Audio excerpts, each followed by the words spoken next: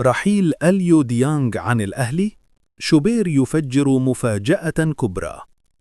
فجر الإعلامي أحمد شوبير مفاجأة جديدة بشأن مستقبل المالي أليو ديانغ داخل النادي الأهلي، كاشفا آخر تطورات ملف التجديد والرحيلين خلال فترة الانتقالات الجارية. وأوضح شوبير عبر تصريحاته الإذاعية أن إدارة الأهلي قطعت شوطا كبيرا في ترتيب أوراقها بخصوص الصفقات واللاعبين الراحلين بعد سلسلة من المشاورات مع مصادر مطلعة داخل القلعة الحمراء، تمهيدا لإعلان قرارات حاسمة قريبا. وأكد أن أليو ديانغ أصبح أقرب من أي وقت مضى لتجديد عقده مع الأهلي، مشيرا إلى تقلص الفجوة بين الطرفين بشكل واضح، وأن الأمور تسير في اتجاه إيجابي وشبه محسوم.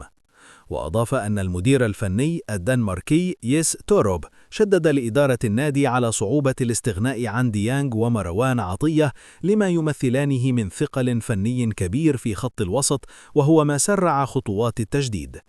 وأشار شوبير إلى أن الأهلي أنهى بالفعل صفقة المغربي يوسف بالعمري، لكن الإعلان الرسمي يتوقف على رحيل أحد اللاعبين الأجانب التزاما بلوائح القيد.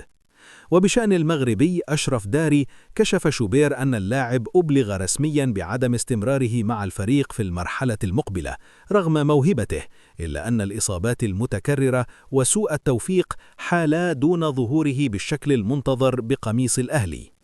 واختتم شوبير تصريحاته مؤكدا أن الأهلي عرض على أشرف داري 3 حلول: الانتقال إلى ناد مصري، البحث عن عرض خارجي خاصة من دوريات الخليج، فسخ التعاقد بالتراضي، وهو الخيار الأصعب على الإدارة لكنه ما زال مطروحا.